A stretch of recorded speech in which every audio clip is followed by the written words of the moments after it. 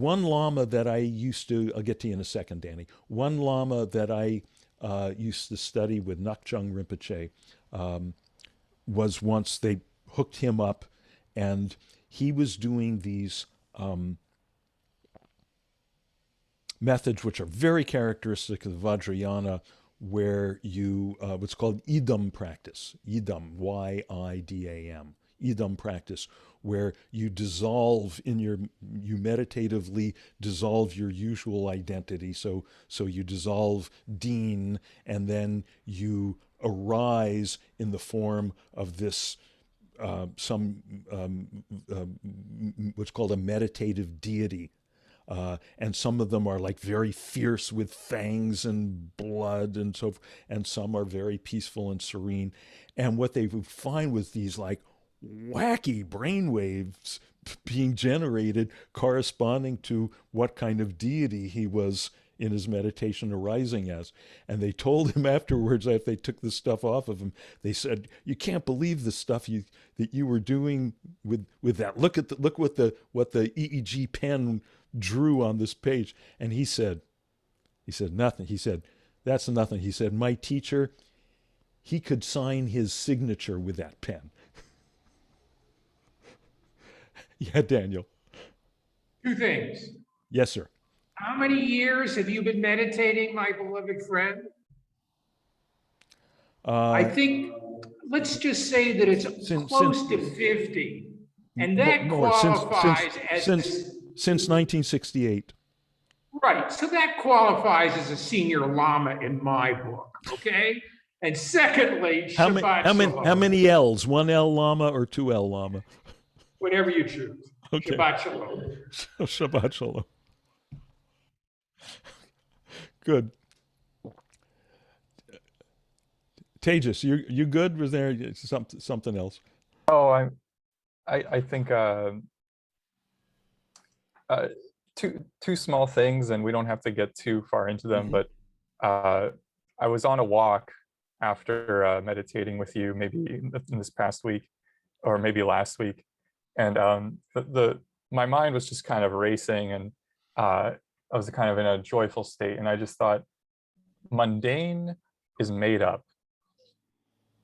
And that was a big part of sort of my belief system that kind of, it's been dissolving, and I kind of realized that in that moment, oh, I'm really made progress on that belief that, oh no, I don't want to end up in a mundane life.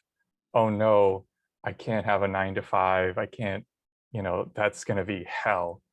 And now bring the 9 to 5 on, please. It's mundane is made up. Yes, mundaneness. Maybe this will be clearer to other. I understand what you're saying. Maybe this will be clearer to other people. That mundaneness is a concept. This idea that some stuff is mundane and some stuff is sacred, that's bullshit. That's duality. That's duality, because God don't make no junk. Right? Where is the infinite not? Where is the infinite not? If I say the infinite pervades everything, the infinite, the divine, the sacred, God, Brahman, Shunyata, whatever. If I say it's everywhere, it's everything except this one tiny little point on the end of my gong striker here. Even if we don't know anything about God, infinite, divine, is that possible? Is that possible that the infinite is everywhere, all pervading, except for this one little spot? It's not possible. By definition, infinite, infinite, non-finite.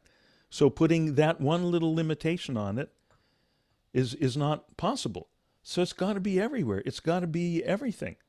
The advanced, the real advanced course is the 9 to 5. That's the real, that's the advanced ashram, right? But it's very right and very fitting that we go to the ashram for a while.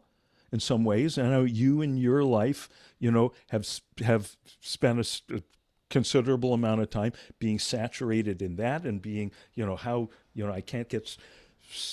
We were talking about Thoreau the other day, and I don't know if you were here when and Cole held up his copy of Walden, and this idea that, people think, oh, Thoreau is the personification of moving away from society, and in a sense he was. He did his famous experiment, his 2 years in the woods, living off in his little shack, finding out how self-sufficient he could be. And really, it was so that he if you read the book, which I'm rereading right now, it just keeps getting better. I've been reading that one for over 50 years. That the point was not just to, see how, little money I can spend and how little stuff I can consume, but it's to have that time left over to commune with the infinite, to meditate. Arguably, Thoreau was the first person in North America who could be called a practicing yogi, who was deliberately sitting down and doing awakening practice.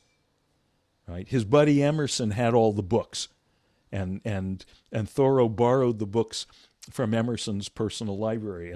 And at that time, in the 1840s, the sacred books of the East, the Bhagavad Gita and the Upanishads, and all that was becoming available in English translation for the very first time. Imagine how exciting that was. And Emerson had the books, but Thoreau borrowed them and put it into practice. But then at the end of the book, well, first of all, he makes it very clear that he used to walk into town. He was only about a mile or so out of town. He used to walk into town every couple of days. He had visitors out in his shack. He was not a hermit. And then after 2 years, it was time to go back into, more of an active life. And he was a political activist. He was illegally helping, escaped slaves migrate to Canada along the Underground Railroad. He made a fiery speech in defense of John Brown, after the Harper's Ferry thing, when that was a very radical, unpopular view. He was deeply engaged. So this is the rhythm. The rhythm during the day is we go, we sit, we close our eyes, sit there, marinate in beingness for, a little while. And then to a certain degree, we become established in being. Yoga sta, established in union with our own infinite nature. Yoga, union, sta, established. So yoga sta, and then we come out kuru karmani, karma, action. Kuru is the verb form of the same word. Act your actions. And that's the whole formula. This is Daniel and I. Where are you, Danny? Are you still there? I think he was saying goodbye. He had to leave.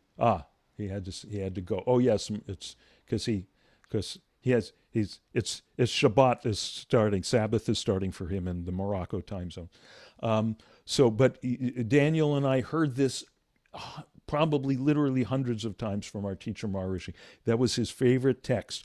Chapter 2, verse 48 of the Bhagavad Gita. Yogasta kuru karmani. Established in being, doing. So we do that, and there's all these different kind of scales on which we do it. The little sine wave of during the day.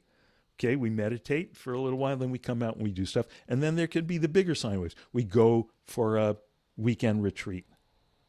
And now we feel really deeply saturated with beingness, and we come out and we get more involved in activity for the next few months or several months, time to go on retreat again. And maybe during our lifetime, when I was really starting in my teens and then in my 20s, I was going for, long retreats, months at a time. Sometimes, in silence for, extended periods, and then there's a time of life when I was being married, I was raising kids, I was, had a grown-up job somehow for several years, and then, there's a time for that. But yeah, Yogasta Kurukarmani, finding the more saturated you become. We say saturated with beingness, but of course, beingness is all there is. It's saturated with the conscious awareness of the beingness, and that frees us. You can the deeper you are. That's why I say the 9 to 5 is the advanced ashram, because it's the more deeply we're established in this, you can do anything. You know, I know you know this, Tejas. The Bhagavad Gita, all those teachings are given not to a monk in a cave, they're given to a warrior about to go into battle. I mean, if you want a formula for completely losing your mind, completely getting overwhelmed by, crazy shit going down, by all kinds of finding yourself engaged in emotions that you would think are not enlightened, war would be it. And it's not an accident that this key knowledge is given there to someone about to engage even in war. If you can do that, you can do anything. And it's such a joy, it's such a pleasure to find, yeah, I can be here, whatever. I can be here, pitching real estate. I can be here teaching school. I can be here, I can be an enlightened garbage collector. I can be, there's a book, Tejas, have you read The Razor's Edge? I have not. It's a wonderful, wonderful novel by a British writer, Somerset Maugham. Somerset Maugham went to India in I think the 30s or the 40s, and he met Sri Ramana Maharshi, a great, great enlightened sage. And he wrote this novel. There's a character based on Sri Ramana. The guru is called, I think he's called Sri Ganesh. And so the book becomes mostly about this group of Westerners who go through the First World War and various love affairs. And the main guy is this guy, Larry, who's the real seeker of them all. And he goes to India, he meets Sri Ganesh, and yada, yada, yada. By the end, he's driving a taxi in New York. And it's great. He's the awakened taxi driver. Good.